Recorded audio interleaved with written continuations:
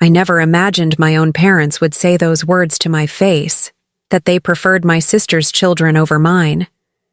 Yet there I was, frozen in my living room, watching them casually destroy years of pretending we were all equally loved.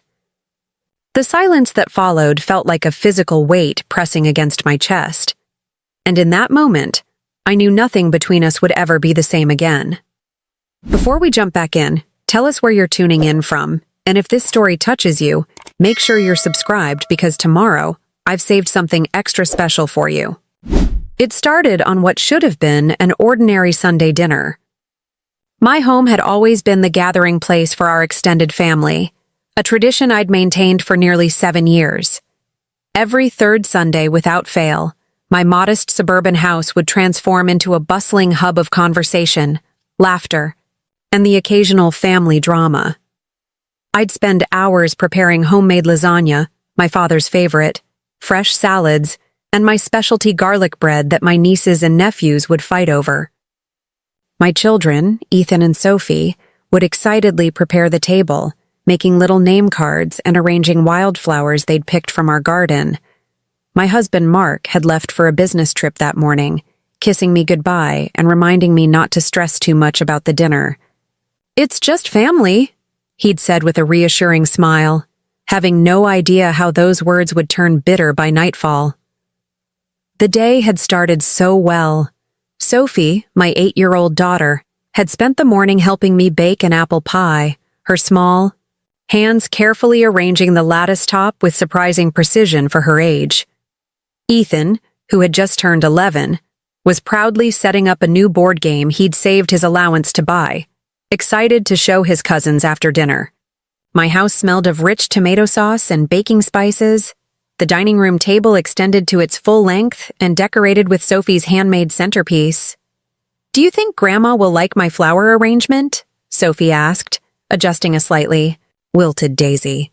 Her dark curls fell across her face as she concentrated, her tongue poking out slightly between her teeth, a habit she'd had since she was a toddler. "She'll love it, sweetheart," I assured her, although a familiar twinge of doubt crept in. My mother had a talent for finding flaws in everything, especially things made by my children.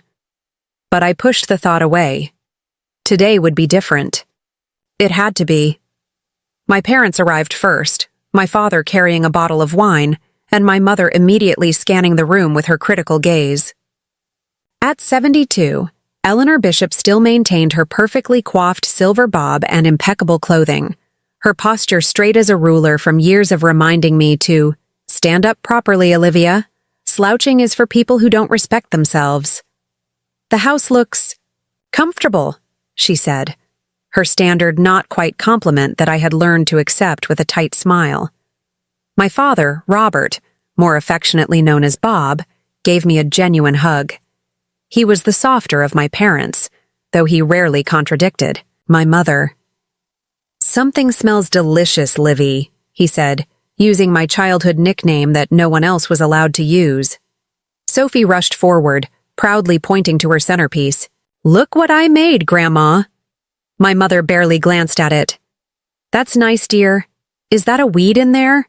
You shouldn't bring weeds inside, they cause allergies." Sophie's smile faltered.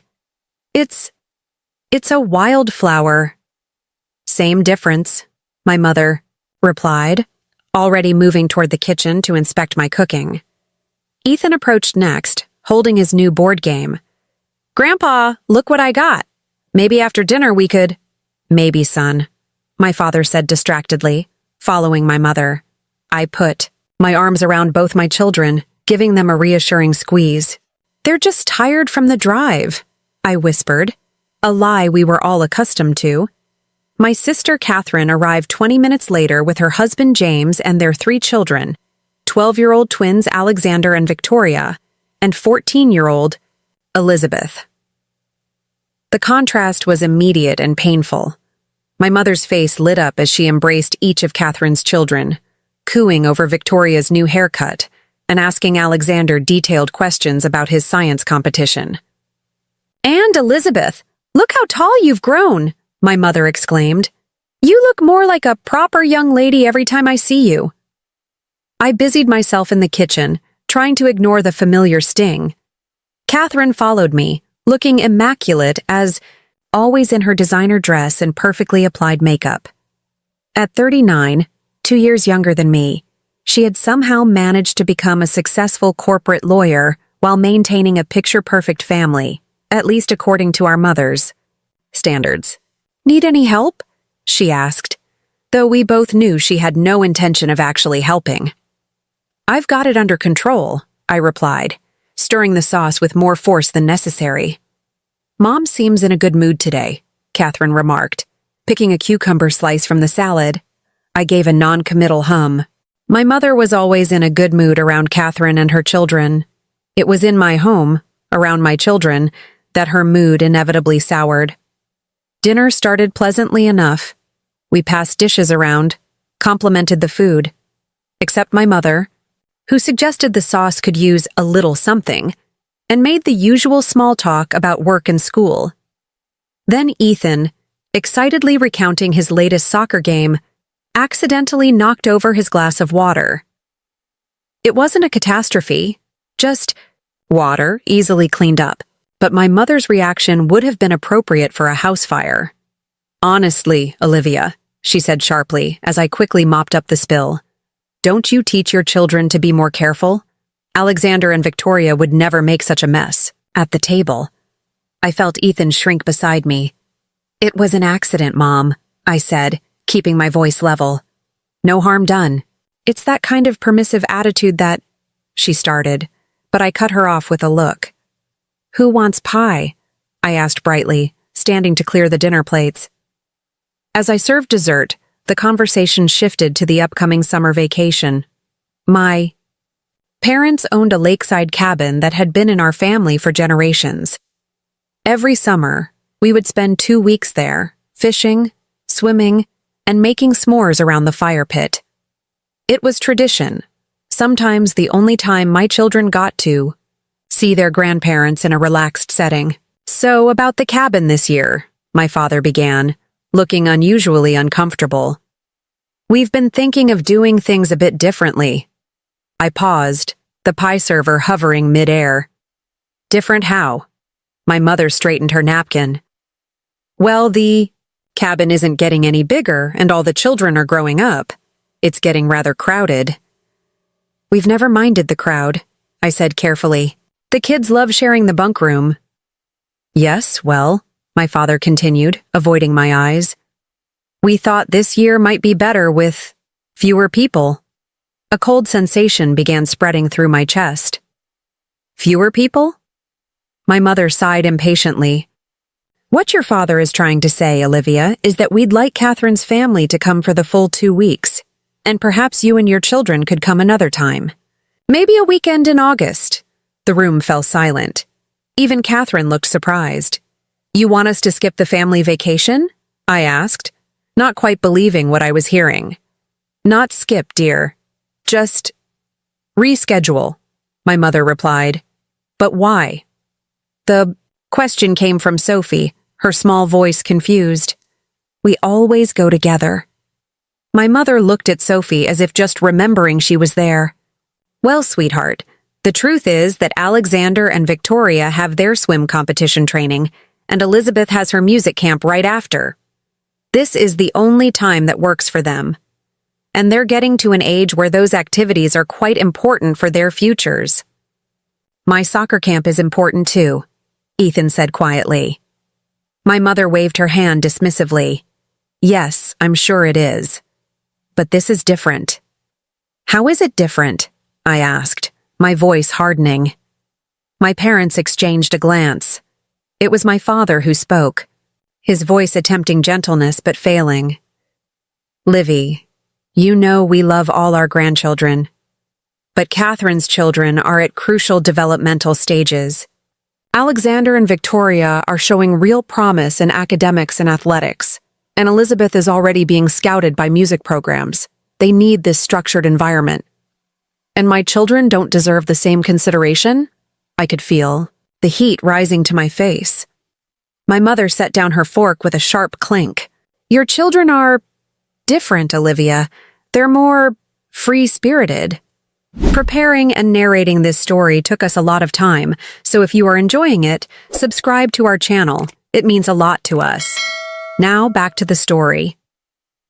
"What's that supposed to mean?" I asked, though I already knew. Another loaded glance between my parents. Then my mother, with the brutal directness that had characterized my entire childhood, said, "They're undisciplined, Olivia. Too loud, too energetic, always breaking things or causing disruptions. Last summer, Sophie spilled juice all over the antique rug, and Ethan broke the model ship your grandfather built. They're children, Mom. Children have accidents. I could feel my control slipping. Catherine's children didn't have these accidents at their age," my father added, as if that settled the matter.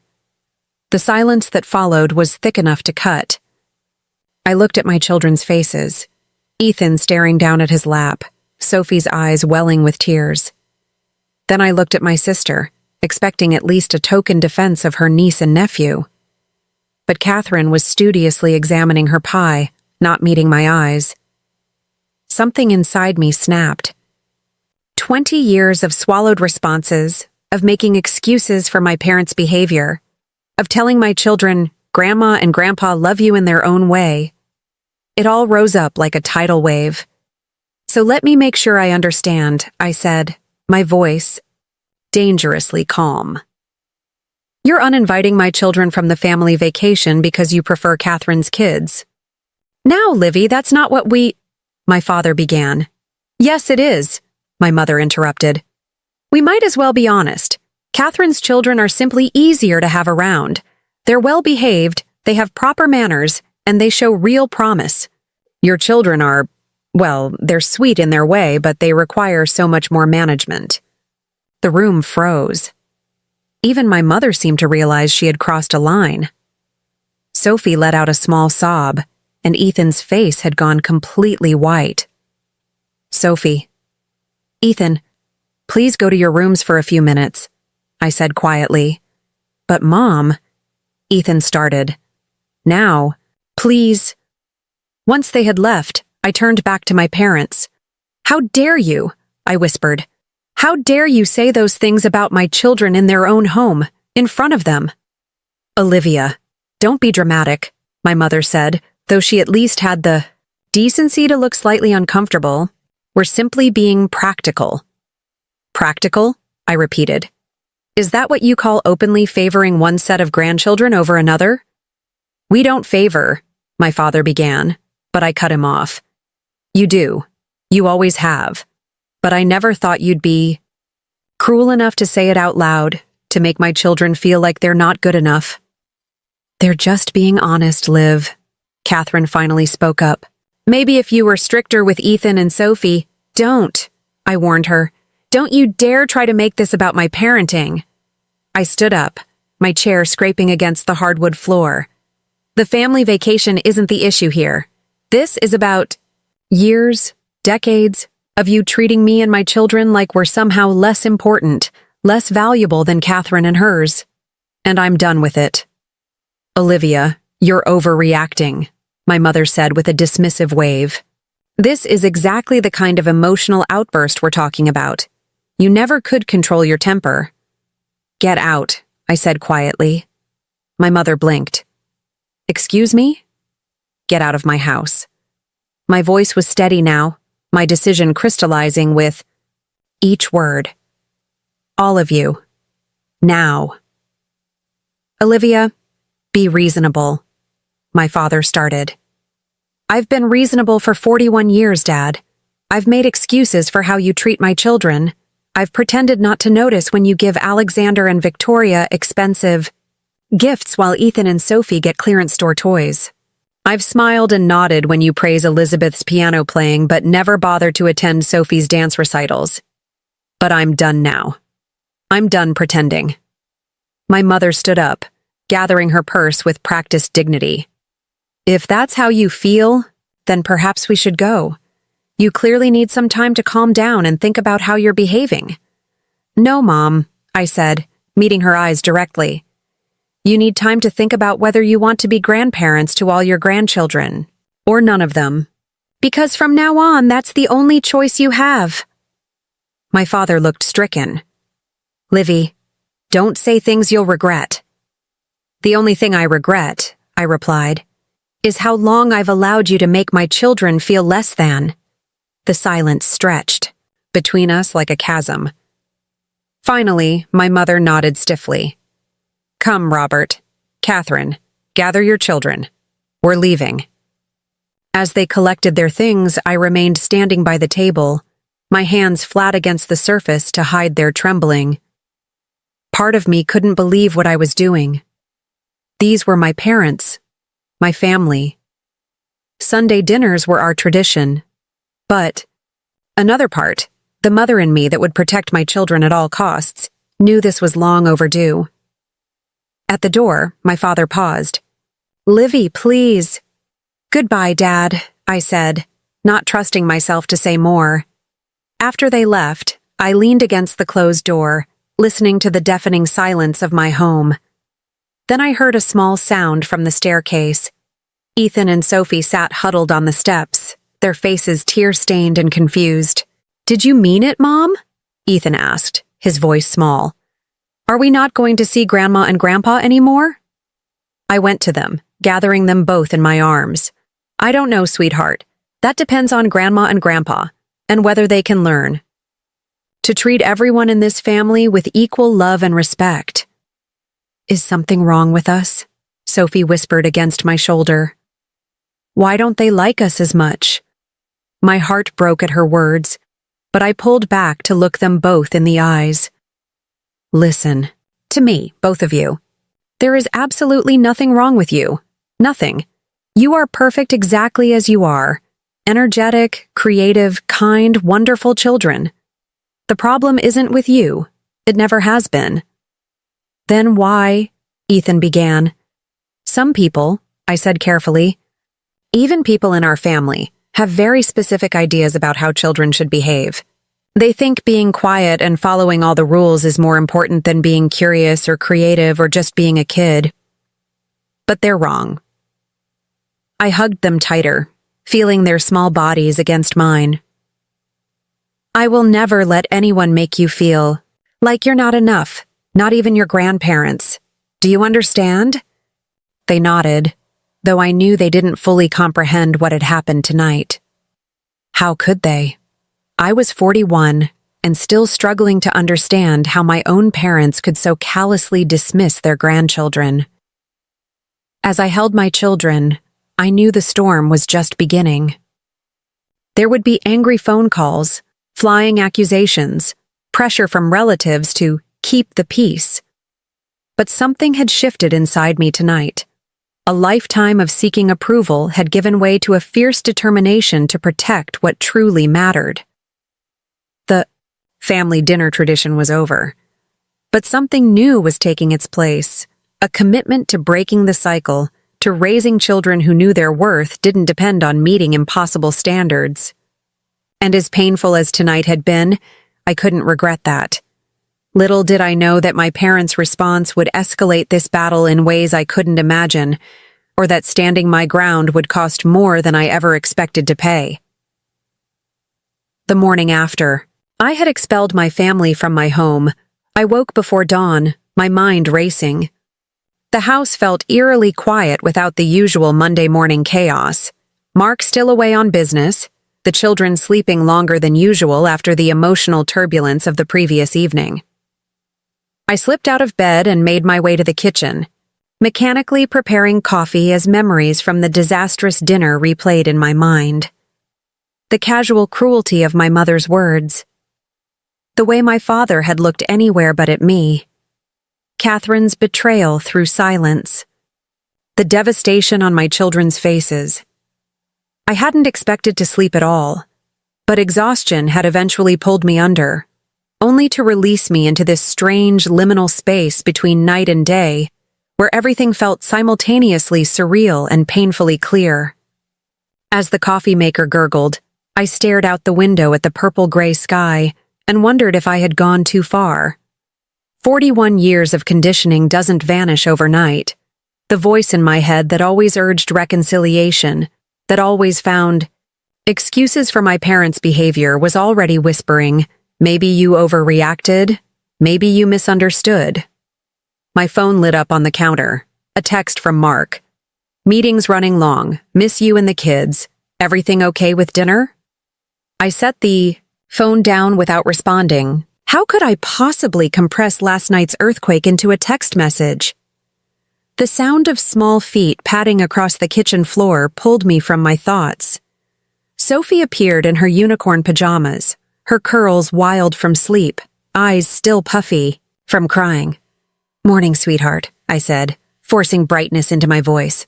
"Pancakes?" She climbed onto a stool at the kitchen island, unusually subdued. "Mom, are Grandma and Grandpa mad at us forever now?" The question hit me like a physical blow. I abandoned the coffee and came around to sit beside her. "No, baby, they're not mad at you. This isn't about you at all. But they don't want us at the cabin," she said, picking at a loose thread on her sleeve. "Victoria said it's because we're too noisy and we break stuff." I felt a surge of anger at my niece for repeating such hurtful words, but I kept my voice steady. Everyone makes noise sometimes. Everyone accidentally breaks things. That's part of being human. "Not Victoria," Sophie said miserably. "She never gets in trouble." I took her small hands in mine. "Sophie, look at me. Victoria isn't perfect. No one is. And even if she were, that wouldn't make you any less wonderful exactly as you are." She seemed unconvinced, but before I could say more, Ethan appeared in the doorway, looking older than his 11 years. "Is Dad coming home today?" he asked, ignoring my offer of breakfast. "Tomorrow," I replied. "He's trying to wrap things up early." Ethan nodded, his face unreadable. "Are you going to tell him what happened?" "Of course I am," I said, surprised by the question. "He'll be mad," Ethan said flatly. "He always says we need to try harder with Grandma and Grandpa." The observation stung because it was true. Mark, having grown up in a warm, demonstrative family, had never fully understood the complexities of my relationship with my parents. His standard advice was, just talk to them, or give them another chance. Well-intentioned but painfully simplistic. This is different, I assured him, though I wasn't entirely certain. Would Mark support my stand? Or would he, like everyone else in my life, urge me to smooth things over for the sake of family harmony? I managed to get the children fed and off to school, promising we would talk more that evening. As I cleaned up the breakfast dishes, my phone rang. Catherine. I let it go to voicemail. It rang again immediately, and again. On the fourth call, I finally answered, bracing myself. "What do you want, Catherine?" "What the hell was that last night?" she demanded, skipping any greeting. "Mom's beside herself. Dad hasn't said a word since you kicked them out, and now I'm stuck dealing with the fallout. As usual." I gripped the phone tighter. "As usual?" "That's rich, Catherine. I've been managing our parents' disappointment my entire life, while you coasted on their adoration." "Oh, please," she scoffed. "You're not seriously playing the victim here. You completely overreacted to a simple logistical suggestion about the cabin." "It wasn't about the cabin," I said, struggling to keep my voice even. "It was about them openly admitting they prefer your children over mine." "They didn't say that," Catherine protested, though her voice lacked conviction. "Mom literally said my children are undisciplined and disruptive, while yours show real promise." "What would you call that?" A pause. "They're from a different generation. Live. They have certain expectations about how children should behave. And that excuses them making my children feel worthless?" Another pause. Longer this time. When Catherine spoke again, her voice had softened slightly.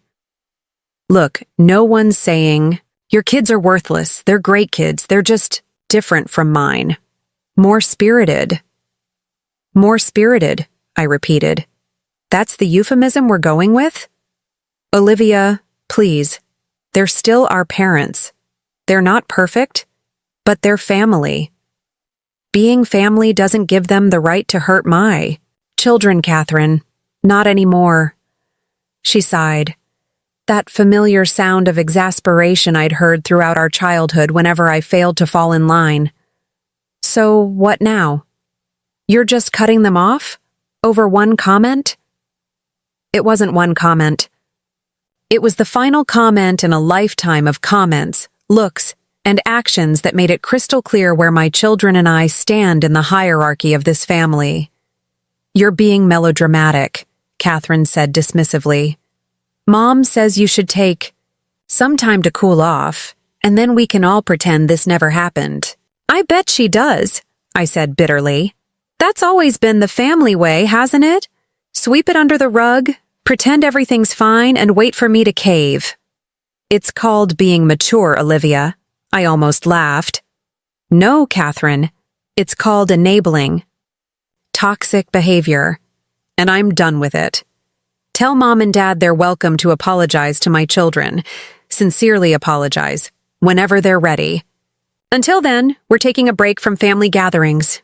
You can't be serious, she said, voice rising. What about Dad's birthday next month? The 4th of July picnic? Thanksgiving? We'll make other plans.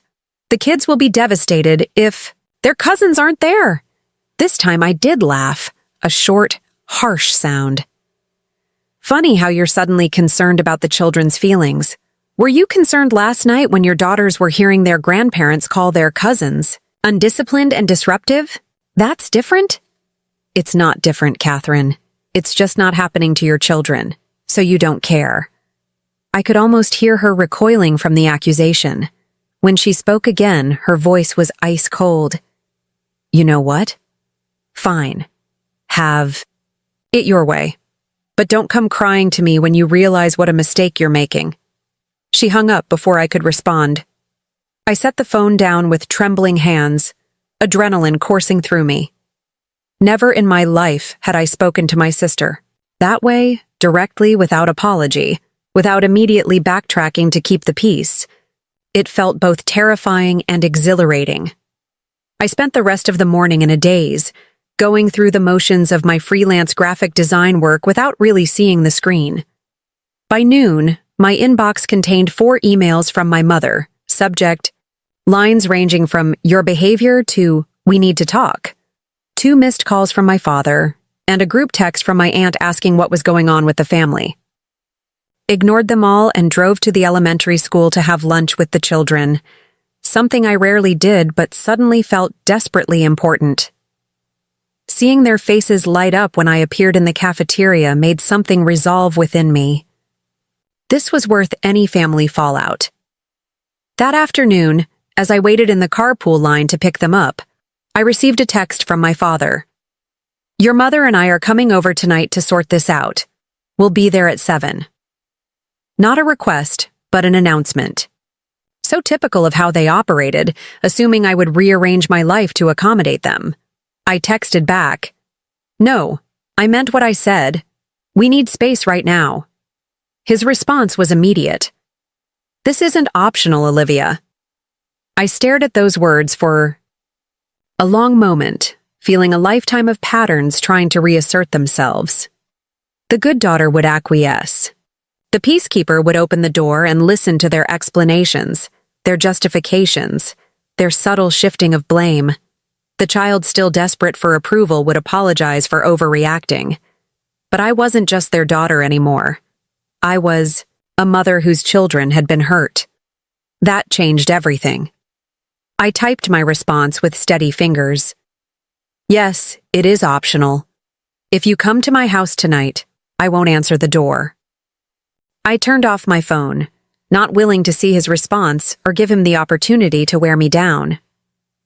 That evening, I told the children what was happening, not everything, but enough for them to understand we were taking a break from seeing their grandparents and aunt for a while. I expected questions, protests even, but they just nodded with a resigned understanding that broke my heart. They had absorbed more of the family dynamics than I had realized. Mark called around 8, and I finally told him everything. There was a long silence when I finished. Olivia, he said finally, his voice gentle but concerned. I understand why you're upset, What your mother said was way out of line. But cutting them off completely? Is that really the answer? I had expected this response, but it still hurt. What would you have me do, Mark? Pretend it didn't happen? Let them keep treating our children like they're second rate? Of course not. But there's a middle ground between letting them get away with it and total estrangement. They're your parents. They love you in their way. Their way isn't good enough anymore, I said firmly. Not for me, and definitely not for Ethan. And Sophie. He sighed, and I could picture him running a hand through his hair the way he did when stressed. I just hate to see you throw away your relationship with your parents. Once that door closes— They closed it, I interrupted. I'm just refusing to pretend it's still open.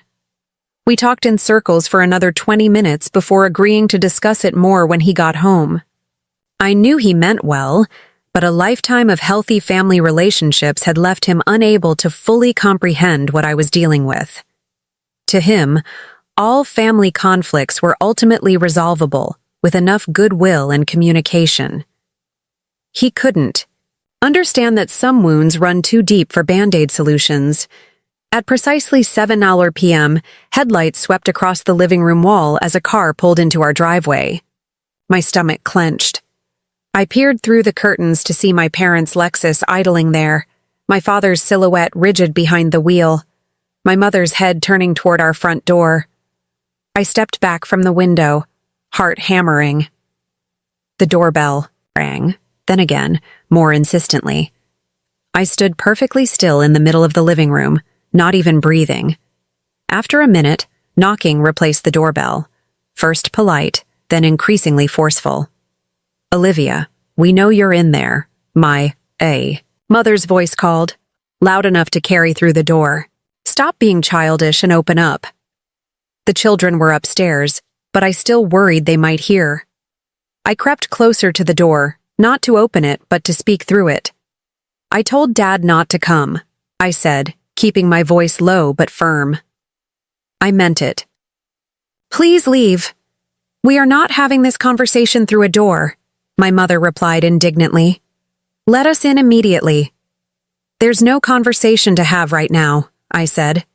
I need time and space, and I expect you to respect that. My father's voice now. Livy, please. This isn't like you. Just open the door so we can talk this through like adults. The familiar guilt tugged at me, but I held firm. Not tonight. Maybe in a few weeks, but not now. Please go home. If you don't open this door, my mother said, her voice taking on the dangerous edge I remembered from childhood confrontations, you're going to regret it. Is this really the example you want to set for your children? Shutting out family? Holding grudges? The manipulation was so transparent it almost made me laugh. The example I'm setting is that it's okay to have boundaries, even with family. Especially with family. I could hear them conferring in hushed, angry whispers. Then my father again. Olivia, your mother isn't well. Her blood pressure. Don't. I cut him off. Don't use health concerns to manipulate me. That's low, even for you two. More angry whispering. Then, to my surprise, I heard them retreating, footsteps moving away from the door. I risked another peek through the curtains and saw them getting back into their car. For a moment, I felt a rush of relief. They were actually leaving. Then my mother stepped back out, marched to the front door, and slipped something under it before returning to the car. I waited until they had backed out of the driveway before retrieving the envelope. Inside was a check for $5,000, with a Post-it note attached. For the children's summer activities, since you won't be at the cabin, we're still their grandparents. The check felt like a burning coal in my hand. This was so typical, trying to buy their way back into our lives, to create financial dependency, to assert their role as providers without addressing the actual problem. In the past, I might have weakened, might have seen it as a peace offering, or convinced myself it was just their way of showing love. Not anymore. I tore the check into small pieces and flushed them down the toilet. When I returned to the living room, Sophie was sitting on the bottom stair, her stuffed rabbit clutched tight against her chest. "Were Grandma and Grandpa here?" she asked in a small voice. I sat beside her on the stair. "Yes, but they've gone, now." "Why didn't you let them in?" "Don't you always say we should talk about problems?" I put my arm around her. "Sometimes talking helps, but only when everyone is really listening. Sometimes we need a little time apart first." She nodded, though I could tell she didn't fully understand. "Elizabeth texted me," she said after a moment. "She said we're not cousins anymore." My chest tightened painfully. "That's not true, sweetheart. You'll always be cousins, no matter what." Then why did she say it? I chose my words carefully. Sometimes, when grown-ups disagree, it affects how children talk to each other. But that doesn't make it true or right. She leaned against me, suddenly seeming much younger than 8. "I don't want to not be cousins." "I know, baby." I kissed the top of her head. "This is all very complicated right now. But I promise you, we're going to figure it out." After I tucked her back into bed, I sat alone in the kitchen, staring at my silent phone. Part of me wanted to call my sister, to beg her to keep the children out of this adult conflict. But I knew Catherine too well. She would use any outreach as ammunition, as proof that I was already regretting my stance. Instead, I opened my laptop and began typing an email I never thought I'd write. A detailed account of the previous night's events, the years of favoritism leading up to it, and my decision to create distance from my parents. I addressed it to my extended family, aunts, uncles, cousins, knowing my mother would already be working the phone lines, spinning her version of events. I had never publicly challenged the family narrative before. There was an unspoken rule that disagreements stayed private, that we presented a united front to the world. Breaking that rule felt both terrifying and necessary. As I typed the final paragraph, a strange calm settled over me. I don't expect everyone to understand or support my decision, but I will no longer participate in a family dynamic that hurts my children. Sometimes love means setting boundaries, even when it's painful, even when it means walking away. I hit send before I could lose my nerve, then closed the laptop and sat in the darkness of my kitchen, feeling like I had just stepped off a cliff, not knowing where or how I would land. Little did I know, my email would trigger a family earthquake, with aftershocks that would reach further than I ever imagined, and that my parents were already formulating a response that would force me to decide just how far I was willing to go to protect my children. Mark returned home the next evening, his face lined with exhaustion from the business trip and concern about our family situation. I had expected an argument, more pressure to reconcile with my parents, but instead, he listened as I recounted the doorstep confrontation and the torn-up check. When I finished, he pulled me into a tight embrace. "I'm sorry I wasn't here," he said against my hair. "I should have been here for you and the kids." The simple acknowledgement brought tears to my eyes. "You think I did the right thing?" He pulled back to look at me. "Honestly, I think you did the only thing you could do. I've always tried to see the best in your parents, but what your mother said about our children..." He shook his head, jaw tightening. "That crosses a line." His support washed over me like a wave, washing away the doubt that had clung to me since Sunday night. For years, Mark had been the peacekeeper, the one urging compromise and understanding. His unwavering support now felt like permission to trust my own instincts. The following morning, my inbox contained 17 new emails, responses from the extended family to my message. I braced myself before opening the first one from my mother's sister, Aunt Patricia. To my surprise, it wasn't a condemnation, but a thoughtful acknowledgement of patterns she'd observed over the years. While I can't pretend to know all the details, she wrote, "I've seen how Eleanor treats you and your children differently. It was the same with you and Catherine growing up. I said nothing then, and I've regretted it. You're breaking a cycle, Olivia. That takes courage." Not all the responses were supportive. Uncle George, my father's brother, wrote a scathing reply calling me selfish and dramatic. My cousin Jennifer suggested I was overreacting to typical grandparent favoritism. But there were enough messages of understanding, even from people I'd assumed would automatically side with my parents, to make me feel less alone. The most surprising response came from my elderly cousin Meredith, a distant relative in her 80s who rarely involved herself in family matters.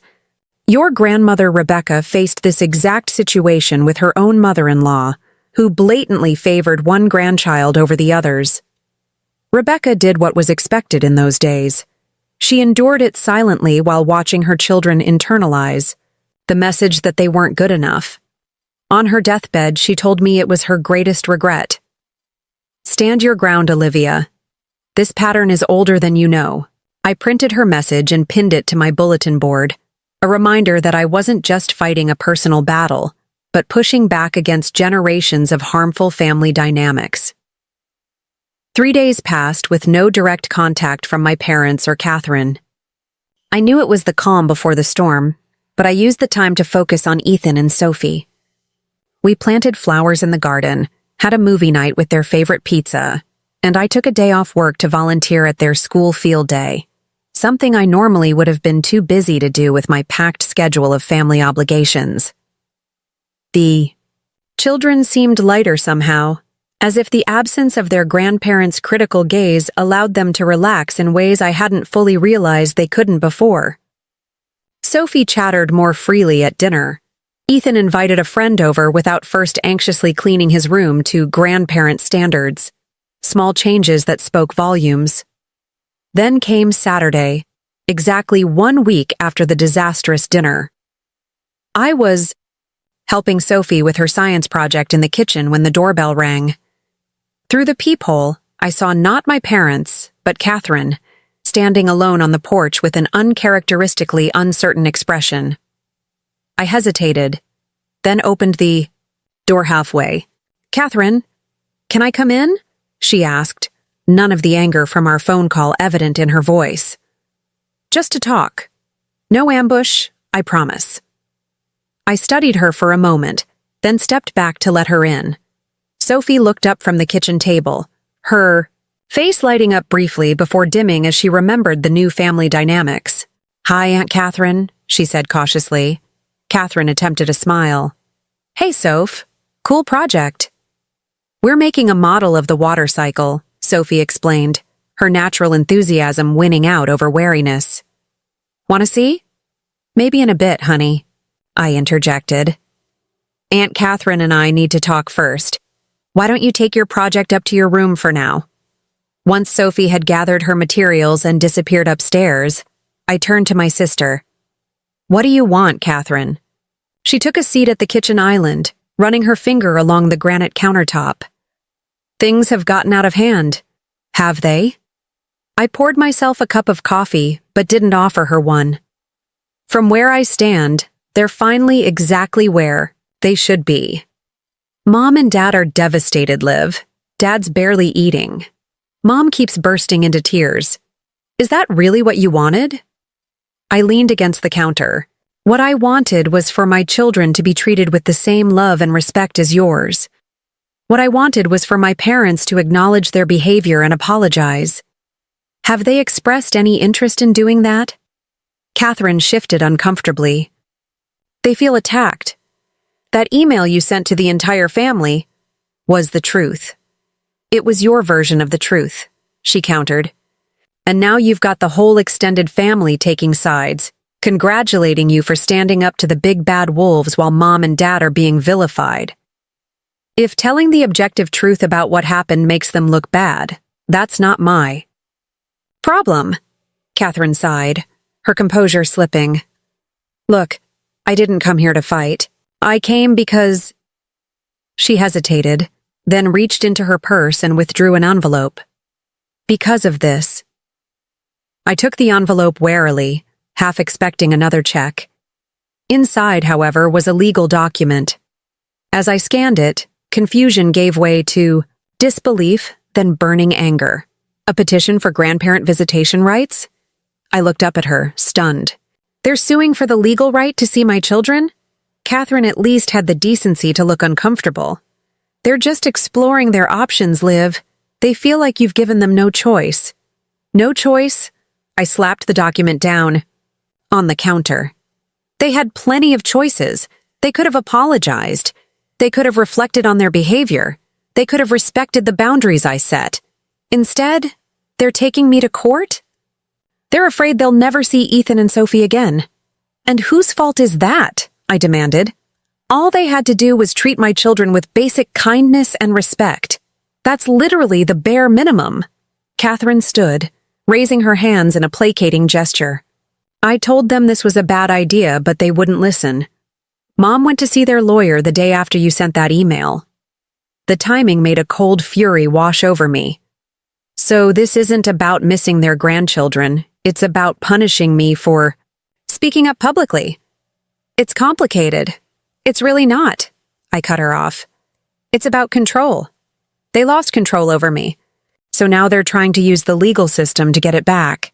Catherine's expression shifted, a hint of her own frustration breaking through. You know what? Maybe it is about control. But you started this war, Olivia. You drew the battle lines when you banned them from seeing the kids. I didn't ban them from seeing the kids. I said they needed to apologize before seeing them again. That's not a ban. It's a completely reasonable condition. Well, they see it differently. I studied my sister, suddenly seeing her involvement in a new light. Why are you really here, Catherine? To deliver their legal threat or to try to convince me to back down before this goes any further? She didn't answer immediately, which was answer enough. They sent you to do their dirty work, I realized. To soften me up, get me to drop my boundaries before the legal proceedings start. You're still their good daughter, doing exactly what they want. A flash of hurt crossed her face, quickly masked by indignation. That's not fair, isn't it? When have you ever stood up to them, Catherine?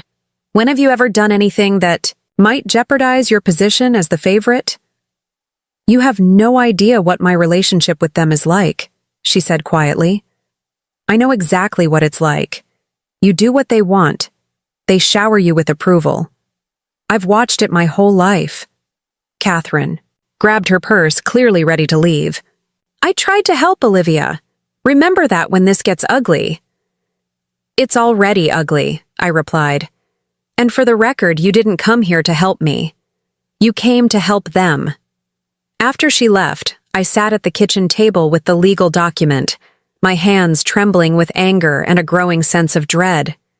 I knew enough about family law to know that grandparent visitation cases were complicated.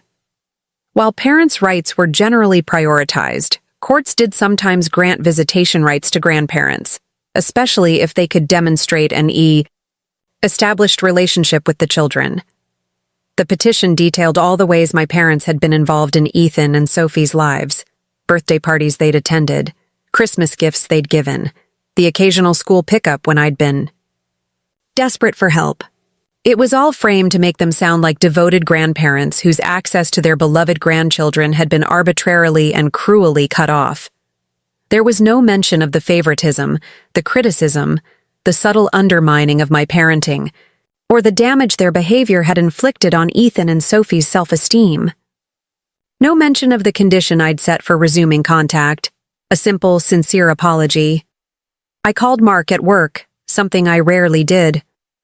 They're suing us, I said when he answered, my voice shaking. For grandparent visitation rights.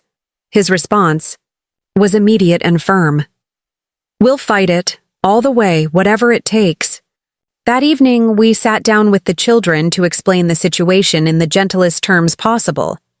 We didn't mention the lawsuit, just that Grandma and Grandpa were very upset about not seeing them and that things might be tense for a while. But we didn't do anything wrong, Ethan said, his young face clouded with worry. No, you didn't, Mark assured him, ruffling his hair. This is grown-up stuff, bud. Nothing for you to worry about. But I could see in my son's eyes that he didn't believe it. At 11, he was old enough to sense the gravity of the situation, to understand that something fundamental had shifted in our family. After the children were in bed, Mark and I researched lawyers who specialized in family law. The costs would be substantial. Money we had earmarked for a kitchen renovation, possibly even dipping into the children's college funds. But what choice did we have? We could try to settle, Mark suggested as we compared attorney profiles. Find some middle ground that doesn't involve courts and legal fees. I shook my head. That's what they want, for the threat of a lawsuit to scare us back into line. If we give in now, nothing will change. They'll know they can always use legal pressure to get their way. He nodded, squeezing my hand. Then we fight. The following day, I received a text from a number I didn't recognize. "This is James. We need to talk." My brother-in-law had never contacted me directly before. He usually left all family communication to Catherine. I called him back, curious and wary. "Catherine doesn't know I'm calling," he said without preamble. "But this has gone too far, and someone needs to be the voice of reason." "I'm listening," I said cautiously. James sighed heavily. "Your parents' lawsuit isn't just about seeing Ethan and Sophie. There's more to it." "What do you mean?" "They've been helping you financially for years, Olivia. The down payment on your house, Ethan's private school tuition for those 2 years, the loan for Mark's business. They're claiming it was all conditional, on them having a relationship with the kids." I felt the blood drain from my face. That's absurd. Those were gifts. Dad specifically said the house money was my early inheritance. Maybe that's what he said, but they're prepared to argue otherwise. They have documentation, notes about repayment terms, emails where you thanked them and promised they'd always be part of the children's lives. My mind raced back through years of correspondence. Had I ever phrased my gratitude that way? Possibly. Probably. It would have been natural to assure them they'd always be close to the children when accepting financial help. "Why are you telling me this?" I asked, my suspicion mounting. "Aren't you on their side?" There was a pause before he answered. "I care about my children, Olivia, and what your parents are doing, the way they compare the cousins, the way they pit all of you against each other. It isn't healthy for anyone, not for your kids, and not for mine either." This admission stunned me. "Catherine seems fine with it." "Catherine is terrified of losing her position," he said bluntly. "She spent her whole life trying to be what they wanted. She doesn't know how to be anything else." I absorbed this, seeing my sister in a slightly different light. "So what are you suggesting? Talk to your own lawyer, then try for mediation before this gets uglier. Your parents will fight dirty. They've already discussed trying for temporary guardianship based on claims that your home environment is unstable." "What?" I nearly shouted. "That's insane. We're stable, loving parents." "I know that," James said quietly. "But they're desperate and angry. Mostly, they're used to getting their way. When Eleanor Bishop decides she wants something, she usually gets it." After we hung up, I sat in stunned silence, trying to process this escalation. It was no longer just about mandated visits. They were threatening to argue that Mark and I were unfit parents. The thought made me physically ill. That night, I couldn't sleep. I kept thinking about everything James had said, about the years of financial help we'd accepted from my parents. At the time, it had seemed like genuine generosity, like they were finally showing love in a way they knew how. Now those gifts felt like chains they'd been quietly wrapping around us, link by link. Around 3 a.m., I slipped out of bed and went to my home office. I began pulling financial records, emails, birthday cards, anything that might document the true nature of their financial support. What I found made my stomach knot with dread. The checks for Ethan's school tuition had memo lines reading, "Ethan Education Investment." The wire transfer for our house down payment came with a formal letter stating it was an advance on Olivia's inheritance. But there were also emails where I'd promised they'd always be a central part of the children's lives in gratitude for their help, messages that could be twisted to imply conditional gifts. Most damning was a birthday card from 3 years ago where my father had written, "We're so happy to help with Ethan's education. It's an investment in our legacy and our continued relationship with our grandchildren." At the time, it had seemed like a slightly formal but well-meaning sentiment. Now it read like a contractual clause. As dawn broke, I had compiled enough evidence to start building our defense, but also enough to understand that this fight would be far more complicated than I'd initially thought. My parents weren't just attempting to force visitation, they were prepared to claim that years of financial support entitled them to a say in my children's lives. I was still at my desk when Mark found me in the morning, papers spread across every surface. "You need to see this," I said, handing him the most concerning documents. He scanned them, his face darkening. "They were planning this all along," he said finally. "Every gift, every check, it was insurance. Their way of making sure you could never truly break free. We could pay them back," I suggested desperately. "Every penny they've ever given us. We could take out a second mortgage, liquidate our retirement funds." "Liv," Mark interrupted gently. "This isn't really about money. The money is just their leverage. This is about control. It always has been." He was right, of course. Even if we could somehow repay every dollar, my parents would find another angle, another pressure point. They weren't going to stop until they got what they wanted. Either my complete surrender or their day in court where they could publicly paint me as an ungrateful daughter, keeping loving grandparents from their grandchildren. My phone chimed, with a text from my father. "We've given you time to reconsider. Our lawyer will be in touch on Monday unless you're ready to be reasonable." The old me would have crumbled under this pressure. The dutiful daughter, the peacemaker, the one who always gave in for the sake of family harmony would have apologized, backtracked, found some way to smooth things over. But staring at the evidence of their long-term manipulation, something hardened inside me. They had used money to create obligation. They had weaponized their status as grandparents. They were willing to drag us through an ugly legal battle rather than simply apologize for hurting my children. I didn't respond to my father's text. Instead, I called the most aggressive family law attorney on our list and scheduled an appointment for that afternoon.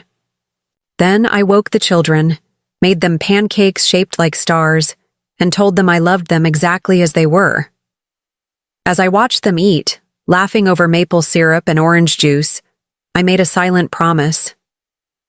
This would be the generation where the cycle of conditional love and emotional manipulation ended. Whatever it cost, whatever we had to endure, my children would grow up knowing they were enough, exactly as they were. "Mom, are you okay?" Ethan asked, noticing my intense gaze. I smiled, pushing aside my worries for the moment. "I'm perfect, honey. Just thinking about how lucky I am to be your mom." Later, as we prepared to meet with the lawyer, I received an unexpected text from Aunt Patricia. "Eleanor and Robert are calling everyone, making their case. They've got the family choosing sides. Some are with you, some with them. This will get worse before it gets better. But remember, they only fight this hard when they're afraid they're losing. Stand firm, Olivia. The power is shifting." The power is shifting. Those words resonated as Mark and I drove to the attorney's office. For the first time in my life, I wasn't playing by my parents' rules. I was setting my own. And while their response was more severe than I could have imagined, it confirmed what I had always suspected but never fully acknowledged. Their love, their support, their very presence in our lives had always been conditional.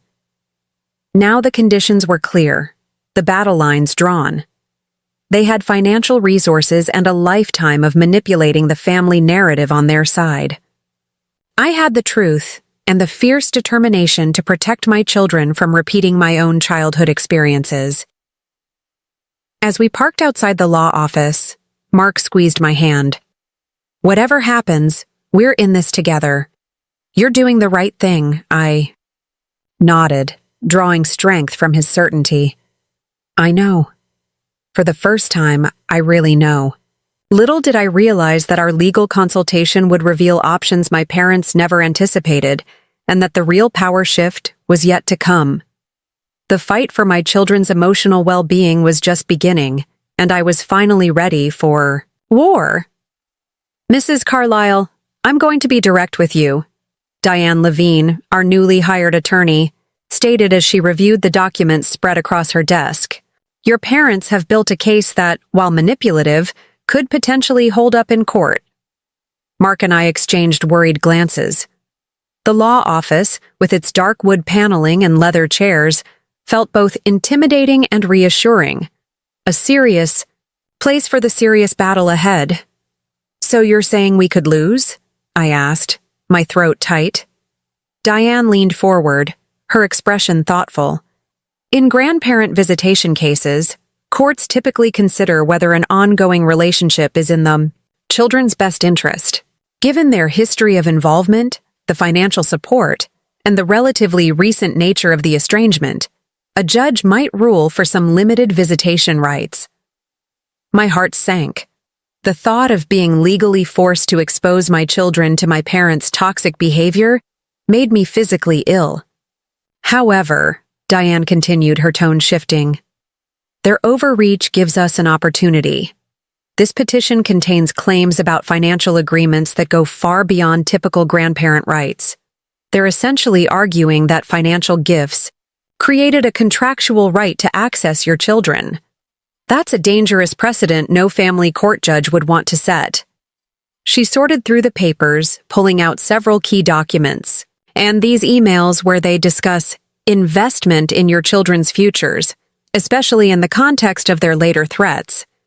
It suggests a pattern of using money as leverage that borders on financial coercion. Mark leaned forward. So, what's our counter-strategy?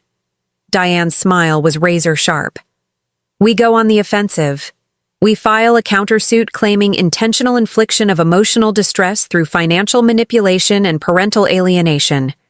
We argue that they're using this lawsuit not out of genuine concern for the children, but as punishment for your attempt to set reasonable boundaries. Can we really do that? I asked, stunned by the suggestion of turning the tables so completely. Not only can we, but we should, Diane stated firmly. Listen, your parents are counting on your continued pattern of eventually backing down.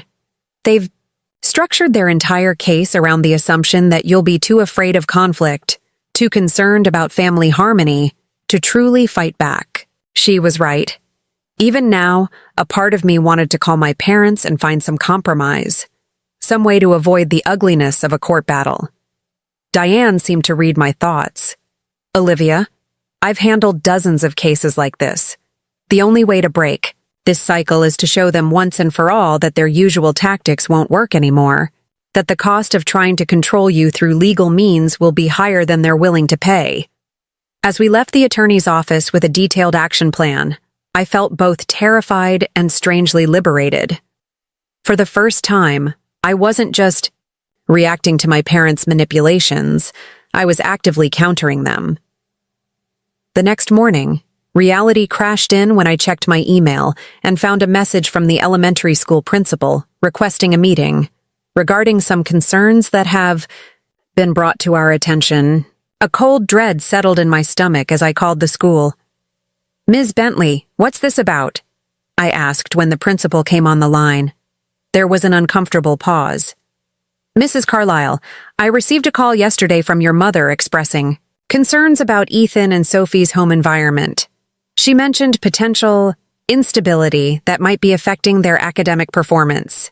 I gripped the phone so tightly my knuckles turned white. My mother has no right to contact you about my children. Normally I would agree, the principal said carefully. But she mentioned she's pursuing grandparent rights and suggested there might be welfare concerns we should be aware of. As you know, we're mandated reporters. This is harassment, I interrupted, struggling to keep my voice steady. My parents are retaliating because I limited contact after they made hurtful comments to my children. There are absolutely no welfare concerns in our home. I understand, but I still need to document that I've followed up. Could you come in this afternoon? Just a brief meeting to clear this up. I agreed, then immediately called Diane. Her response was swift and unequivocal. This is textbook intimidation. They're creating a paper trail to support their case. Bring your husband to the meeting if possible. Stay calm and document everything. We'll add this to our countersuit. By the time I arrived at the school with Mark, I had moved beyond shock to cold fury. The principal seemed relieved to see both of us, and the meeting was mercifully brief. She acknowledged that the children showed no signs of distress or academic issues, and agreed that my mother's call appeared to be part of a family dispute rather than a genuine concern. For what it's worth, she added as we were leaving, Sophie's teacher mentioned that she seems happier these past couple of weeks, more confident in class. The observation hit me like a physical blow. More confident without her grandparents' critical presence? What did that say about their influence on my child? As we walked to the car, Mark's phone rang. The tense expression that crossed his face as he answered told me this wasn't good news. That was my boss, he said after hanging up. Your father called the company expressing concerns about my work-life balance given our family crisis. Suggested they might want to keep an eye on my performance. I stared at him in disbelief. He's trying to threaten your job? Trying and failing, Mark assured me. My boss thought it was bizarre and inappropriate, but he wanted to give me a heads up. We sat in the car, both processing this new level of attack. They were systematically targeting every aspect of our lives. The children's school, Mark's employment, our finances, our reputation in the community. It was a scorched earth campaign designed to make us surrender. They've never had to deal with real consequences before, I realized aloud. Every time they've behaved badly in the past, everyone accommodated them, made excuses, kept the peace. They genuinely don't know how to handle someone standing up to them. Mark squeezed my hand. Well, they're about to learn. The next morning, Diane filed our countersuit. By afternoon, my father was calling nonstop. I let each call go to voicemail, following our attorney's advice to avoid direct communication. After the sixth call, he left a message, his voice shaking with barely controlled rage. Olivia, what the hell do you think you're doing? This ridiculous countersuit is going to destroy this family. Is that what you want? To tear apart everything we've built? Your mother is beside herself.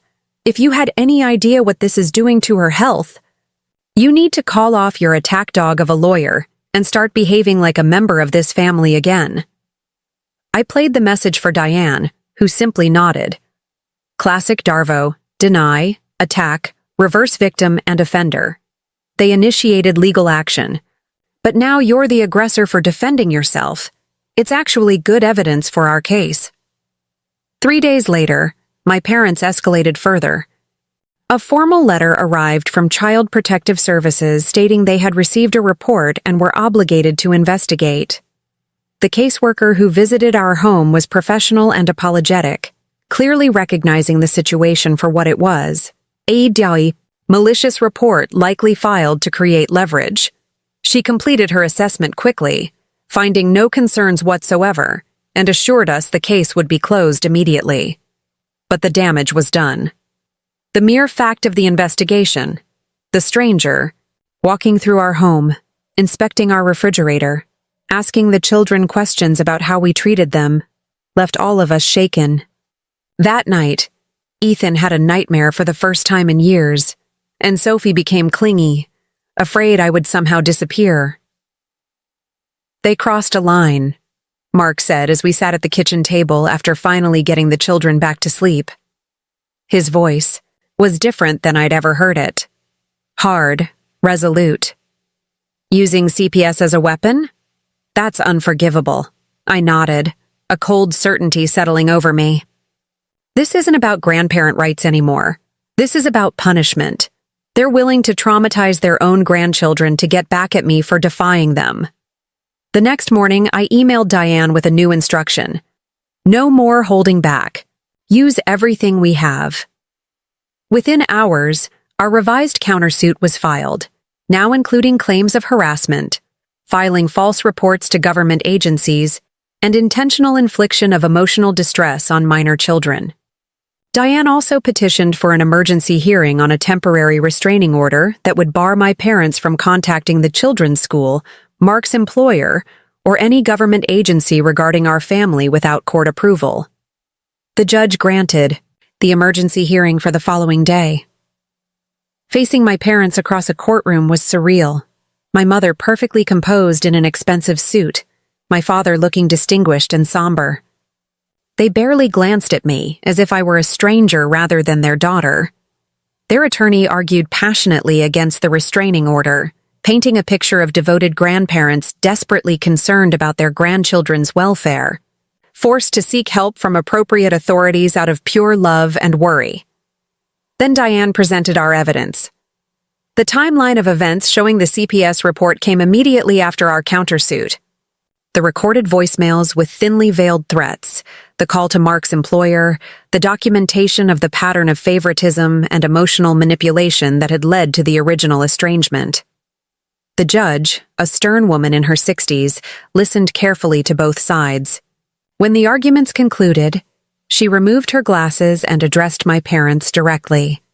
Mr. and Mrs. Bishop, while I understand your desire to maintain a relationship with your grandchildren, your actions suggest this lawsuit is being used as a tool of retaliation rather than out of genuine concern for the children's welfare. Filing reports with CPS and contacting the father's employer after legal proceedings were initiated appears punitive and designed to create leverage.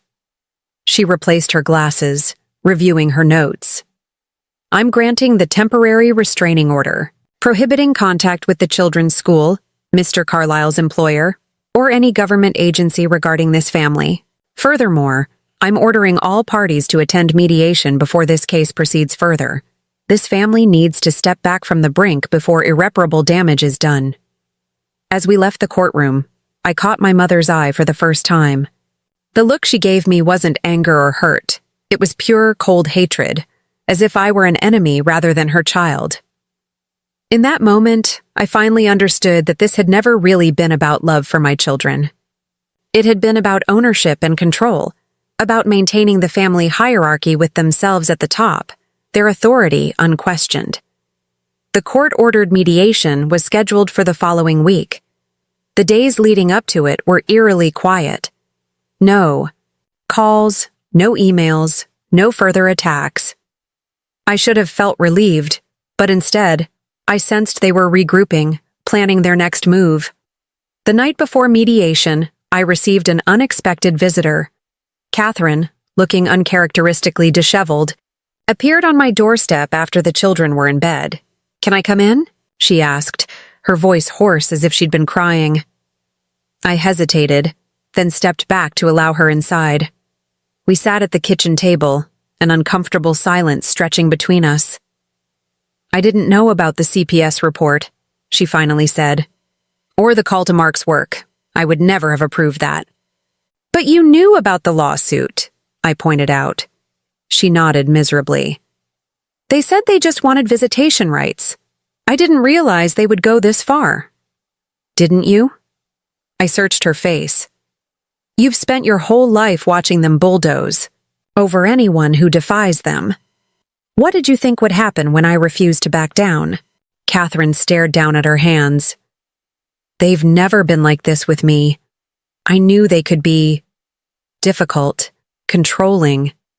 But this level of vindictiveness..." She trailed off, then met my eyes. James was right. This isn't healthy for anyone, including my kids. Victoria came home crying yesterday because Grandma told her she needed to be the example since her cousins were being raised without proper guidance. She's 12, Liv. She shouldn't be bearing that kind of weight. Hearing this unexpected vulnerability from my normally poised sister disarmed me slightly. "So what are you saying?" "I'm saying I can't keep pretending everything is normal." Not after what they've done. She took a deep breath. I'll be at the mediation tomorrow, not as their ally, but as a neutral party concerned about all the children involved. I eyed her skeptically. You're going against them? You've never stood up to them before. A flash of hurt crossed her face, but she didn't deny it. Maybe it's time I started. After she left, I called Mark, who was working late preparing for an important presentation. Catherine just came by. She claims she's switching sides, or at least not actively supporting them anymore. Do you believe her? He asked. I don't know, I admitted. It could be genuine concern, or it could be another tactic. They've already shown they're willing to try anything. Trust your instincts, he advised. You know her better than anyone. The mediation center was housed in a modern office building, all glass and neutral tones designed to create a sense of calm. My parents arrived with their attorney, both impeccably dressed and expressionless. Catherine arrived separately, nodding, tentatively to me before taking a seat at the large conference table. Diane sat beside me, projecting confident professionalism. The mediator, a former family court judge named Richard Gannon, began by outlining ground rules. This is not a courtroom, and I am not here to make rulings. My role is to help you find a resolution that addresses everyone's concerns while prioritizing the well-being of the children involved. Nothing said here can be used in court if mediation fails. He then asked each party to state their desired outcome. My parents' attorney spoke first. The bishops simply want to maintain a meaningful relationship with their grandchildren. They've been deeply involved in Ethan and Sophie's lives from birth and believe continued contact is in the children's best interest. They're willing to agree to supervised visitation initially if that would address Mrs. Carlyle's concerns. When my turn came, Diane and I had agreed I would speak for myself. I took a deep breath, looking directly at my parents for the first time in weeks. What I want is for my children to grow up feeling valued, accepted, and loved for exactly who they are. Not constantly compared to their cousins, not criticized for being too energetic or undisciplined, not made to feel like they're somehow less worthy of love and attention. That's why I set a boundary after you explicitly told me you preferred Catherine's children. My mother's face flushed with anger, but I continued. I never said you couldn't see Ethan and Sophie again. I said you needed to apologize to them and commit to treating them with the same respect and affection you show their cousins. Instead of addressing that very reasonable request, you launched a campaign of harassment and intimidation, culminating in a false report to CPS that traumatized my entire family. I looked directly at my father, whose stoic expression had begun to crack. So what I want now is different from what I wanted originally.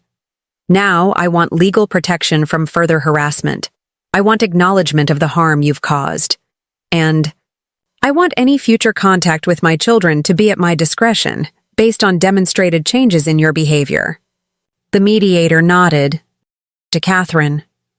Mrs. Lawrence, you're not officially a party to this dispute, but you've asked to speak. Please go ahead. Catherine straightened, visibly nervous. I'm here because this conflict affects children too. They love their cousins. They're confused and upset by what's happening, and she hesitated, then continued more firmly. And I've realized that the dynamics in our family aren't healthy. The way we compare the children, the way we assign value based on achievement or behavior, it hurts all of them in different ways. My mother interrupted, her voice tight with controlled fury. Catherine, we discussed this. You're undermining our position. No, Mom, Catherine replied, her voice gaining strength. I'm telling the truth. You and Dad have always favored my children over Olivia's. You've always favored me over Olivia. It wasn't fair when we were growing up, and it's not fair now that we have children of our own. The mediator intervened as my mother started to respond. Mrs. Bishop, please allow your daughter to finish. Catherine took a shaky breath. What I want is for all of us to acknowledge the unhealthy patterns in our family and commit to changing them. I want my children to have a relationship with their cousins without being told they're somehow superior. I want us to find a way forward that respects Olivia's boundaries while allowing the possibility of healing. The room fell silent. My father stared at Catherine as if seeing a stranger. My mother's face had gone from flushed to ashen.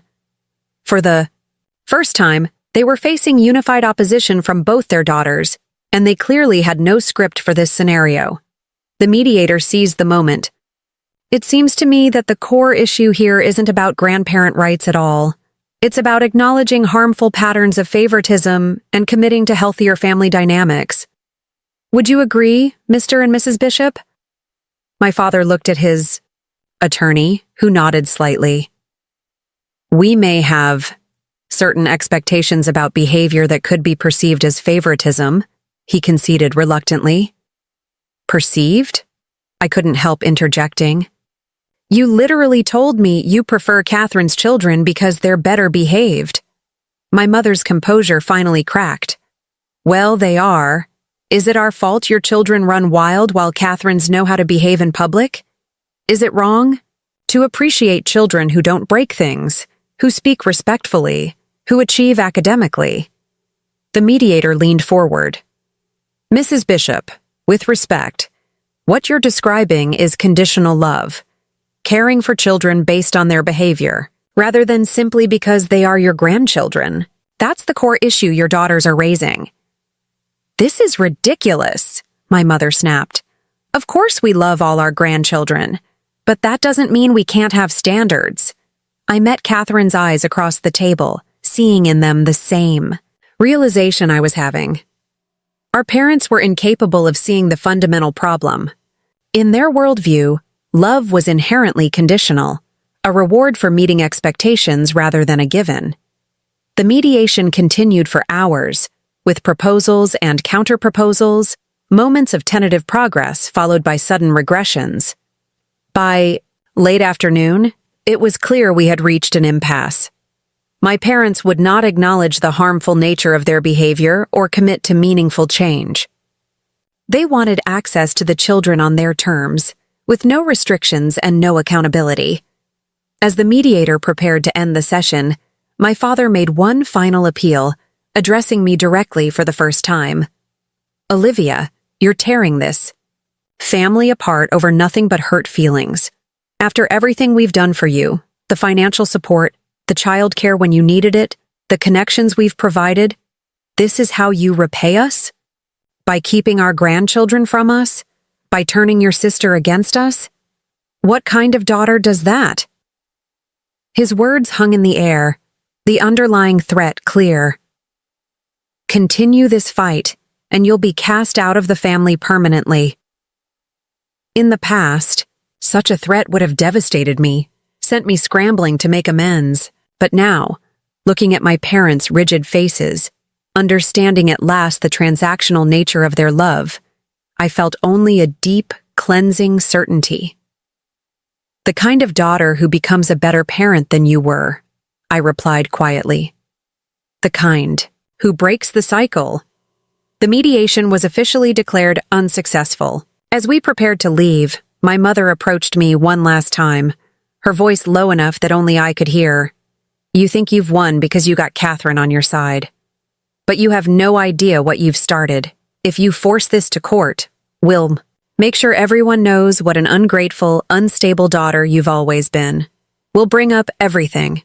Your teenage rebellion, that boy you dated in college that we had to pay off, the time you called me drunk after Sophie was born saying, you couldn't handle motherhood. We have decades of ammunition, Olivia. Are you sure you want to do this? I looked into her eyes, seeing not a mother but a stranger wielding memories like weapons. I'm not afraid of the truth, Mom. Not anymore. Are you? As I walked away, I knew we had reached the point of no return. The final confrontation wouldn't happen in a mediator's office or even a courtroom. It would come when my parents realized that their ultimate weapon, the threat of withdrawing their love and approval, had lost its power over me completely. What I didn't know then was that forces were already in motion that would bring this conflict to a conclusion none of us could have anticipated, and that my parents would soon face a choice that would reveal, once and for all, whether there was any real love beneath their controlling facade. 1 week after the failed mediation, I sat in our attorney's office reviewing the documents for our court hearing, scheduled for the following month. The temporary restraining order had given us a brief respite from my parents' most aggressive tactics, but the looming court battle still cast a shadow over every aspect of our lives. "There's something you should see," Diane said, sliding a folder across her desk. "Catherine submitted this to the court yesterday." I opened the folder with trepidation, expecting another betrayal. Instead, I found a sworn affidavit from my sister, detailing years of disparate treatment between our children, confirming the conversation where our parents had explicitly stated their preference for her children and acknowledging the pattern of financial control they had exercised over both of us. "She's testifying against them?" I asked, stunned by this unexpected development. Diane nodded, her expression carefully neutral. "It appears so. This significantly strengthens our position. Catherine has been the beneficiary of their favoritism. She has no obvious motivation to lie about it." I read through the document again, trying to process this seismic shift in family dynamics. In one section, Catherine described how our mother had once told her, "We have to be generous with Olivia because she needs more help. You're our secure investment, but she's our charity case." The words stung, but the fact that Catherine was finally acknowledging such painful truths felt like a strange kind of victory. That evening, as Mark and I discussed this new development, my phone lit up with a text from a number I didn't recognize. "Meet me at Riverside Park tomorrow, 10 a.m., by the old boathouse. Important. Dad." Mark looked concerned. "It could be a trap. Another attempt to create drama they can use in court. Or it could be a genuine attempt to talk," I countered, not entirely believing it myself. "Either way, I should go. I'll meet him in a public place, record everything, and leave at the first sign of manipulation." The next morning dawned crisp and clear, the park alive with joggers and families enjoying the weekend sunshine. I spotted my father sitting alone on a bench overlooking the river, looking older and more diminished than I remembered. He wore casual clothes rather than his usual business attire, and his normally perfect posture was slightly stooped. "Thank you for coming," he said as I sat beside him, leaving considerable space between us. "I wasn't sure you would." "I almost didn't," I admitted. "Why the secret meeting and burner phone?" He sighed, gazing out at the water. "Your mother doesn't know. I'm here." "She's not well, Olivia. This conflict has taken a toll on her health, on both of us." I felt the familiar twinge of guilt, but pushed it aside. "I'm sorry to hear that, but using health concerns as leverage is exactly the kind of manipulation we're trying to break free from." To my surprise, he nodded. "I know. That's not why I asked you here." He paused, seeming to gather his thoughts. "I read Catherine's affidavit. She showed it to me before submitting it. And?" I braced myself for anger, accusations of betrayal. "And she's right," he said simply. "About all of it. The favoritism, the conditional love, the financial control." He turned to look at me directly. "I didn't see it that way until now. I thought we were just maintaining standards, encouraging excellence. I didn't realize how much damage we were causing." I studied his face, searching for signs of deception. Why the sudden insight? It wasn't sudden. It's been building since this whole mess started. But reading Catherine's statement, seeing our family through her eyes, even though she's always been our... He trailed off. "Your favorite," I finished for him. He winced, but nodded. "Yes, even Catherine, who benefited from our behavior, sees how wrong it was. That made me finally question everything." A silence fell between us, filled with decades of hurt and misunderstanding. Finally, my father spoke again, his voice uncharacteristically hesitant. "I'm dropping the lawsuit, Olivia. I've instructed our attorney to withdraw the petition for grandparent rights." I stared at him in disbelief. "Just like that? What about Mom?" "She doesn't agree," he admitted. "She wants to fight to the bitter end. But I've made my decision. I'm also transferring the cabin into your and Catherine's names. No strings attached. It was meant to be your inheritance anyway." "Why?" I asked, still suspicious of this dramatic reversal. He looked down at his hands, weathered and spotted with age. "Because I'm 74 years old, and I suddenly realized I might die without ever really knowing my grandchildren. Not as achievements or extensions of myself, but as the unique, wonderful people they are." His voice cracked slightly. "I don't want that. What are you asking for?" I kept my tone measured, unwilling to be drawn in by what might still be manipulation. "A chance," he said simply. "Not to pick up where we left off, not to pretend nothing happened, but a chance to learn how to be the grandfather your children deserve, one who loves them unconditionally. And Mom? She's not ready for that conversation yet. This is just me, taking a first step." I considered his words carefully. "I need time to think about this." He nodded, standing to leave. "I understand. Whatever you decide, the lawsuit will be withdrawn by Monday. No conditions, no expectations." He hesitated, then added, "I am sorry, Livy. For all of it." As I watched him walk away, I felt conflicted. His apology seemed genuine, but decades of manipulation had made me wary of sudden changes of heart. I called Diane immediately to verify his claim about withdrawing the lawsuit, then spent the weekend discussing it with Mark. "What do you think?" I asked as we sat on our back porch Sunday evening, watching the children play in the yard. "Is this real or another tactic?" Mark considered the question carefully. "The lawsuit withdrawal is real. Diane confirmed it. The cabin transfer, too. Those are tangible actions, not just words." He watched Ethan teaching Sophie how to throw a frisbee, their laughter floating through the evening air. "Maybe your father really is having a genuine change of heart. And my mother?" "Not everyone can change," he said gently. "You might have to accept that your relationship with her may never heal." 3 days later, we received official confirmation that the grandparent visitation lawsuit had been withdrawn. The property transfer documents for the cabin arrived the following week, with no conditions or strings attached. A simple note accompanied them. "This belongs to you and your children. No expectations. Dad." A month passed with no contact from either of my parents.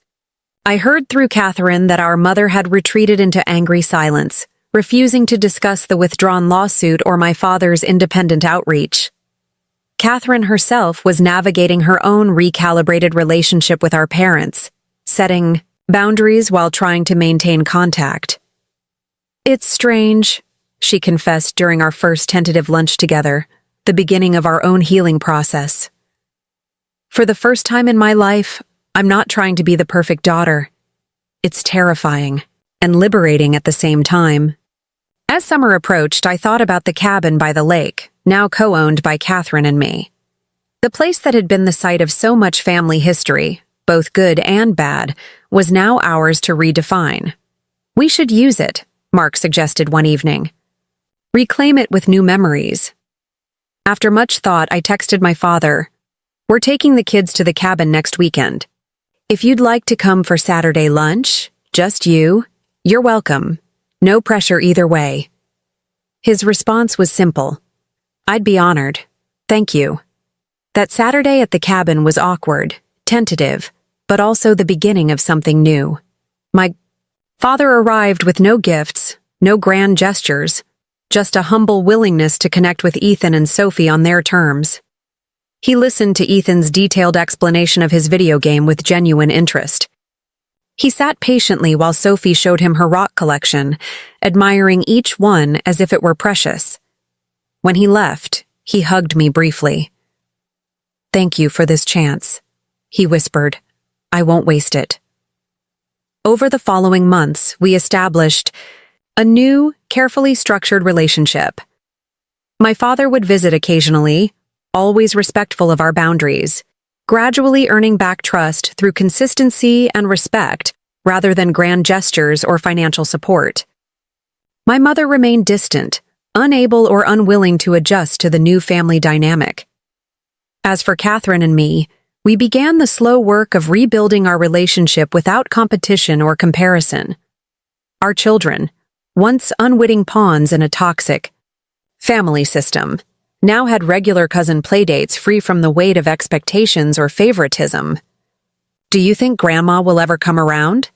Ethan asked one evening after my father's visit. "I don't know, sweetheart," I answered honestly. "Some people find it very hard to change." "That's sad," he said, showing more compassion than my mother had ever managed. "But I'm glad Grandpa changed." "Me too," I replied, realizing I truly meant it.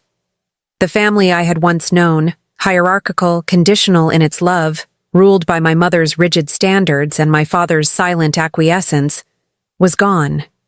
In its place was something fragile, but real, a family rebuilt on honesty, boundaries, and the radical notion that love shouldn't have to be earned. My children would grow up knowing they were enough, exactly as they were. And in the end, that was worth every painful step of the journey. As I tucked Sophie into bed that night, she looked up at me with serious eyes. "Mom, are we still family with Grandma even though she doesn't come to see us?" I sat on the edge of her bed searching for the right words. "Family can mean different things, sweetheart. Sometimes it's the people you're born to, and sometimes it's the people who choose to love you the right way. The most important thing is that you're surrounded by people who love you for exactly who you are, not for what you do or how you behave. Like you and Daddy and Ethan," she said confidently. "Like us," I agreed, kissing her forehead. "And like Aunt Catherine and your cousins, and even Grandpa, who's learning a new way to love. And maybe Grandma someday," she asked hopefully. "Maybe," I said, not wanting to extinguish her natural compassion. "But even if that never happens, you will always be enough, exactly as you are. You never have to earn love, Sophie. Real love is given freely." As I turned out her light, I realized those words were as much for the wounded child inside me as they were for my daughter. The cycle of conditional love that had defined my childhood had finally been broken. And in its place was the beginning of something healthier, something real. A family rebuilt on the foundation of acceptance rather than achievement, of boundaries rather than control, of love given freely rather than conditionally. It wasn't perfect, it wasn't complete, but it was authentic, and it was ours. And that was enough. Up next, you've got 2 more standout stories right on your screen. If this one hits the mark, you won't want to pass these up. Just click and check them out. And don't forget to subscribe and turn on the notification bell so you don't miss any upload from us.